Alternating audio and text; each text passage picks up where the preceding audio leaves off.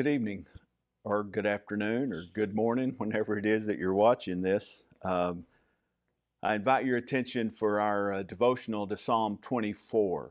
Psalm 24, and it's a shorter psalm, so I'll go ahead and read the entire thing and then we'll walk our way through it just a little bit. It's a psalm of David, and it says this: "The earth is the Lord's and the fullness thereof, the world and those who dwell therein. For he has founded it upon the seas and established it upon the rivers.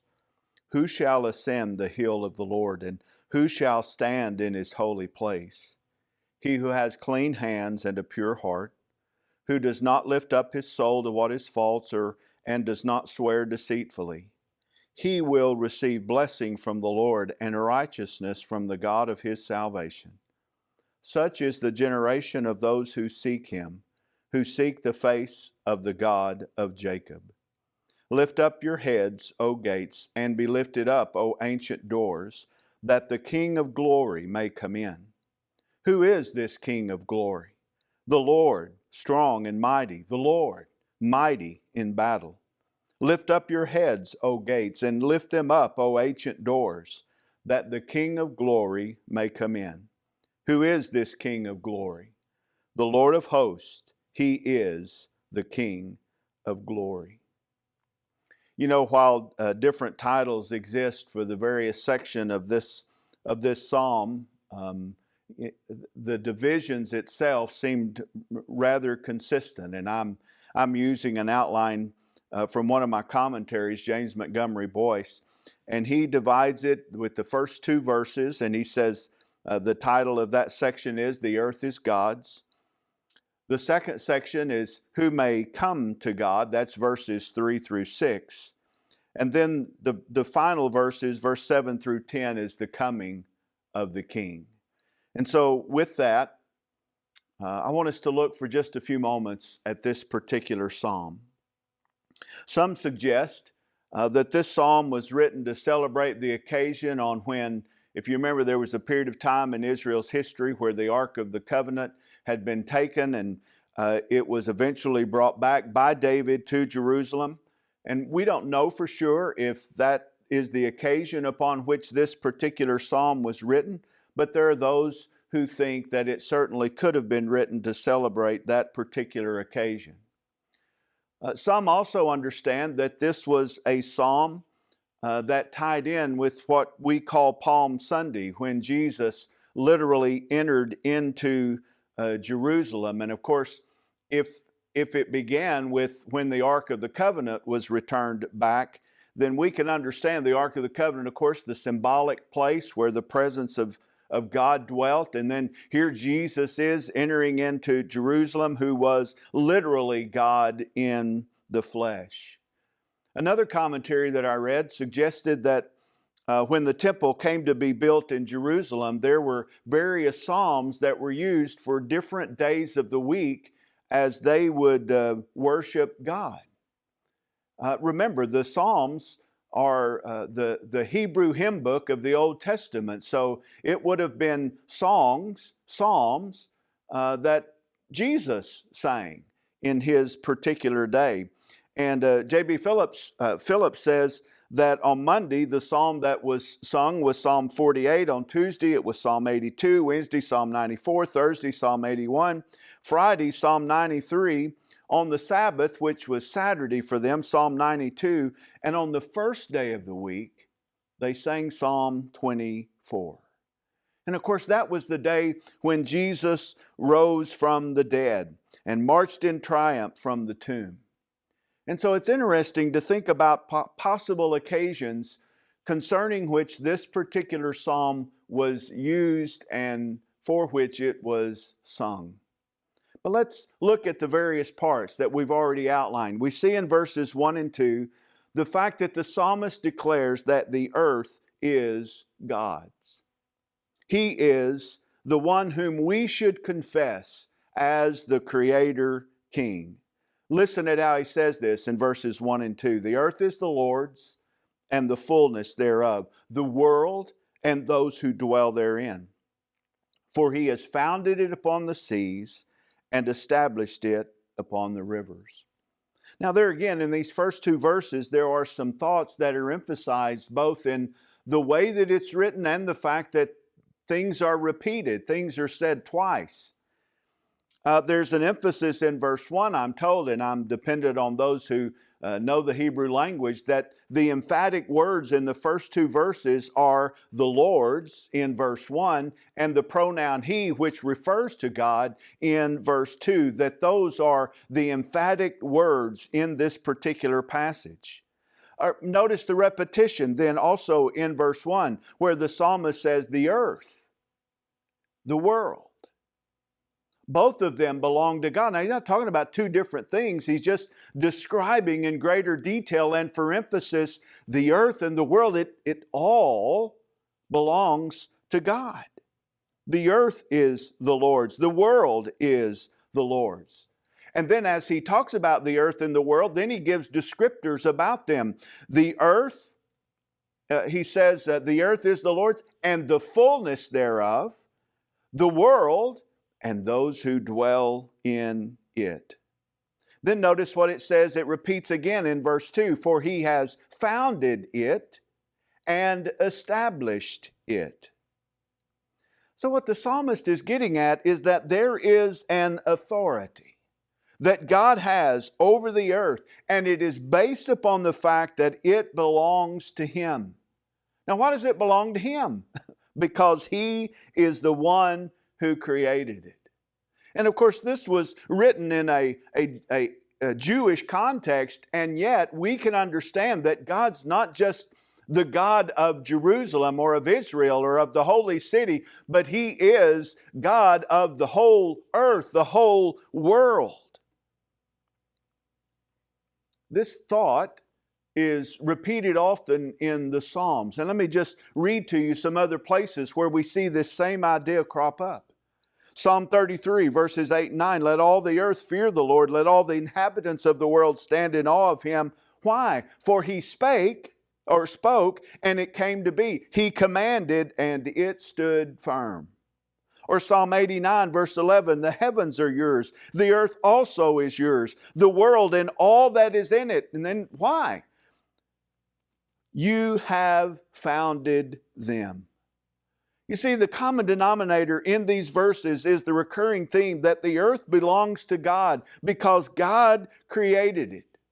And what that means is He has authority over it. He has a right to rule it any way He chooses. He has the right to judge. He's the one who sustains it. And because He created it, He owns it all and He rules it all. So Psalm 9, verse 7 and 8 says, but the Lord sits enthroned forever. He has established His throne for justice, and He judges the world with righteousness. He judges the peoples with uprightness. So there again, the idea is God created this world. God created the earth. God created everything that's in it, in its fullness, and all the people, and therefore God is the one who owns it all. And so the psalmist would also say in Psalm 135, verse 6, whatever the Lord pleases, He does, in heaven and on earth, in the seas and all deeps. There again, God owns it all because He created it all, and He is ultimately sovereign over all. You know, we think about this in terms of just the world in which we live, but think about it in a broader sense. Listen to what J.B. Phillips says. All the vast stellar empires of space are His. The countless stars are His. One amid 100 million galaxies is the Milky Way. 100 billion stars spinning around a center in the form of a giant disk, an enormous disk of stars, 100,000 light years from rim to rim, an inconceivable 600 million billion miles of stars, and they're all His. Some 30,000 light years from the center of that disk of stars is a moderate star. We call it the sun. That sun, it belongs to Him. Everything that we can see, everything that our telescopes, that we can look out in the vast expanse of this galaxy and we understand, according to the psalmist, it is all God's because God created it all. He owns it all. And in light of the greatness of God, then the psalmist asked the question, well, who may come to God? Who can approach this Creator God, this Creator King? You know, there are a lot of folks, they want their particular image of God as opposed to what we're told about God in His Word. There are those that want to be followers of God, but they want to follow Him on their terms and not God's. Some want to enter into the presence of God, but there again, they want to do it on their term, not God's. However, the psalmist has already established that God owns it all, and because He created it all, He has every right to rule and reign the world as He chooses. And that includes us. You see, God's the one who dictates the terms on who may come to Him and how they are to come to Him. So the psalmist asked the question in verse 3, who shall ascend the hill of the Lord, and who shall stand in His holy place? Now, this may be referencing how they would approach God in worship in the temple or in the sanctuary, or whatever the case may be. And there are others who say, yes, it includes that, but it also just includes the way we walk with God throughout our lives. How are we to live our lives? Well, the psalmist answers. The first thing that he says, there needs to be purity in that person's heart. He says in verse 4, he who has clean hands and a pure heart, who does not lift up his soul to what is false and does not swear deceitfully. So the first thing that he mentions is purity, and he describes it both with clean hands and a pure heart. Of course, the clean hands, those are the right actions. This is someone that's innocent of wrongdoing, and if he's done wrong, he repents of that, he forsakes that, and he asks forgiveness when he sinned against God. And in fact, there's this image in the Bible that often it describes you've got bloody hands. And the image there is of someone who has some sin in their life and they've not dealt with it.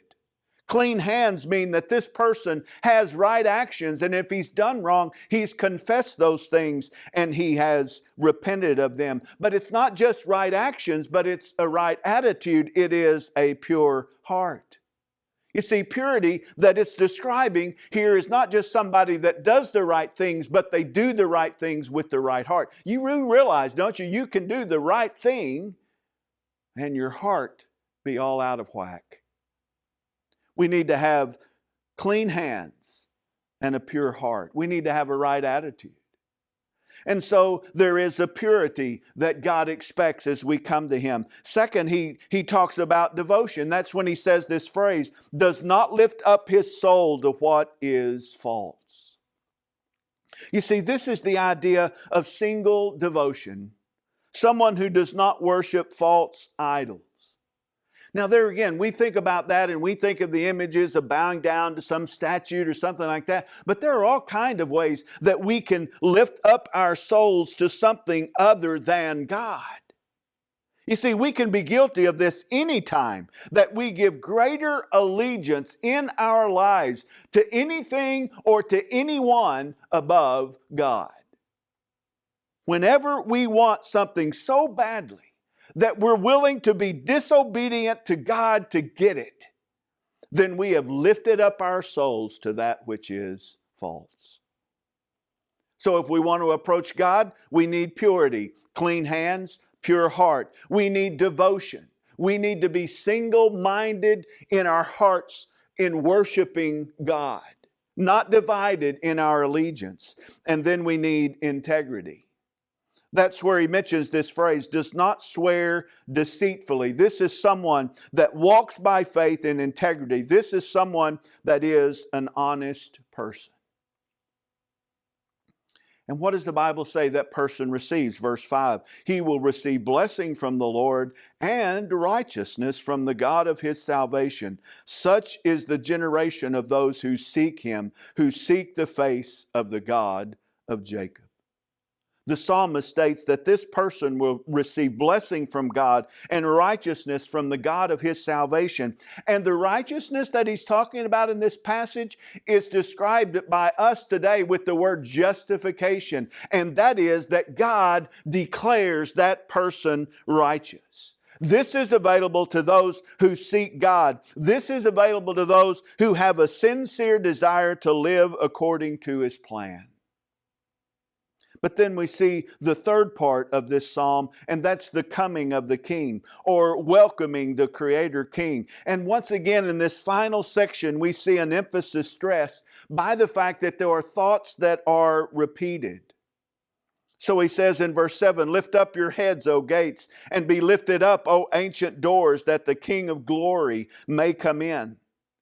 Lift up your heads in hope and anticipation of the King returning. Lifting up the head is a sign of joyous anticipation and hope.